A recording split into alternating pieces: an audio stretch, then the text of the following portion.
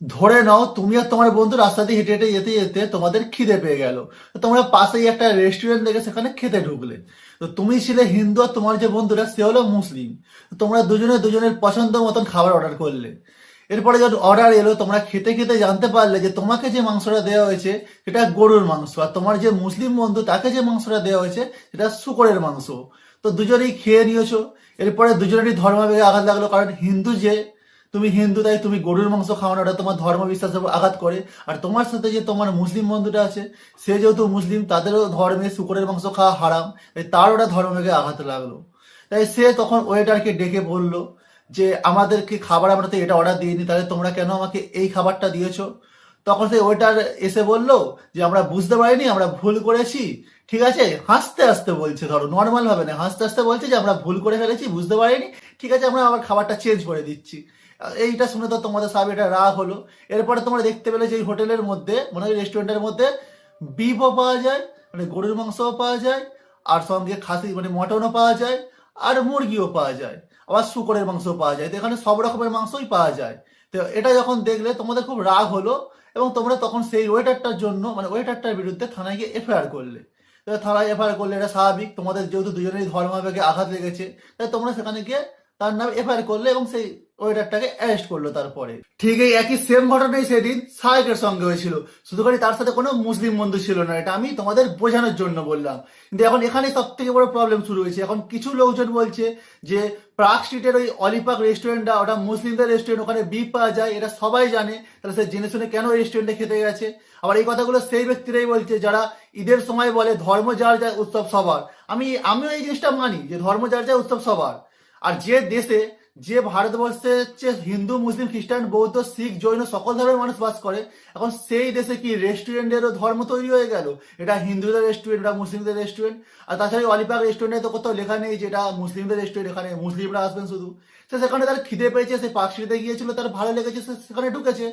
সে তার রুচি অনুযায়ী খাবার অর্ডার দিয়েছে, সে তো বলেন যে আমাকে বিফ দাও। সে মাটন চেয়েছে, সে মাটন খায়, একটা হিন্দু পরিবারের ছেলে মাটন খেতেই পারে।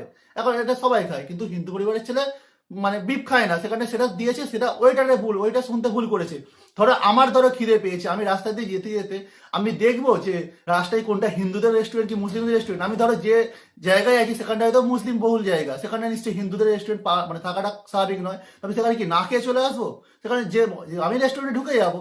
এবার যেটা মনে হবে যে আমার খাওয়ার যোগ্য নয় সেটা আমি খাবো না, যেটা আমার রুচিতে বাদে আমি সেটাই খাবো। আর এখন দেখছি সাহেবের কিছু পুরাতন ছবি নিয়ে অনেকে মানে ব্যঙ্গ করে পোস্ট করছে, যেখানটায় দেখা যাচ্ছে যে ও ঈদের সময় পোস্ট করেছিল ঈদ মোবারক বলে, মাথায় টুপি পরে, আর এখন আবার রেস্টুরেন্টে গিয়ে গো মাথা বলছে গরুর মাংস খাইয়ে দিয়েছে বলে। তো এটা নিয়ে অনেকে ব্যঙ্গ করছে। আমি তাদের বলতে চাই এখানে সে ভুলটা কি করেছে। অনেক মুসলিম বন্ধুরাই আছে যারা আমাদেরকে শুভেচ্ছা জানাই, দুর্গাপুজোর সময় বলে দুর্গাপুজোর শুভেচ্ছা, তো সে সেরকম তার বন্ধুদেরকে ঈদের শুভেচ্ছা জানিয়েছে। এখানে ভুল তো কিছু নেই, এখানে সে সম্প্রীতি বজায় রাখার জন্য সেটা করেছিল। কিন্তু তাই বলে এটাই নয় যে সে তার নিজের ধর্মকে ত্যাগ করে দিয়েছে। সে তার নিজের ধর্মকে সম্মান করে, তাই তার খারাপ লেগেছে, তাই জন্য সে প্রতিবাদ করেছে। এখানের সাথে তো ওটার কোনো কানেকশন পাচ্ছি না। এখানে তো সে যেটা করেছে সেটা ঠিক করেছে বলেই মনে হচ্ছে। আর এই অলিপাক রেস্টুরেন্টে যেটা হয়েছে সেটা শুধু একদিনের ভুল নয় বা একটুখানি ভুল নয়, এটা মানুষের বিশ্বাসের উপর আঘাত। কারণ আমরা যারা সনাতন ধর্মে বিশ্বাস করি তারা ছোটবেলা থেকেই আমরা জেনে আসছি যে গরু আমাদের দেবতা, গরু আমাদের মা। কারণ আমাদের বেদের মধ্যে, রামায়ণ মহাভারত এগুলোর মধ্যে বহু জায়গায় গরুকে গো মাতা রূপে উল্লেখ করা হয়েছে। তাই আমরা ছোটবেলা থেকে গরুকে মা রূপে পূজা করে আসছি। সবাই মহাদেবের বাহনও একটা গরু, নন্দী মহারাজ, সেটা একটা ষাঁড়। তাহলে সেখানে আমরা গরুকে সেই জন্য আমরা এতটা পবিত্র মনে করি। সেখানে যে সনাতন ধর্মে বিশ্বাস করবে সে কখনো জেনে শুনে বা নিজের ইচ্ছায় গরুর মাংস খাবে না। আর যদি কেউ খেয়ে থাকে সনাতন ধর্মে বিশ্বাসী হয়েও, তাহলে সে মানে ভেতর থেকে সে সনাতনী নয়। সে ভেতর থেকে কি বিশ্বাস করে সেটা যে আমি জানি না, কিন্তু সে সনাতন ধর্মে বিশ্বাসী আদৌ হতে পারে না। তাই এর মানে এই জায়গায় স্বাভাবিক কেন, এখানে যে কোনো সনাতন ধর্মে বিশ্বাসী মানুষ থাকবে তার সাথে যদি এমনটা হতো, সেই রেগে যাওয়াটা তাকে স্বাভাবিক। মানে এখানটা অনেকটাই কষ্ট লাগে যখন যে জিনিসটা আমরা মানে যাকে আমরা দেবতার রূপে পুজো করি তাকে যদি খাইয়ে দেয়, তো সেটা তো স্বাভাবিক খারাপ লাগার কথা। এখানটায় তার রেগে যাওয়াটা স্বাভাবিক।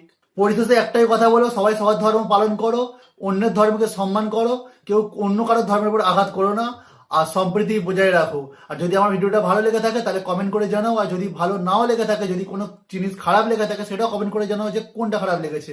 দেখা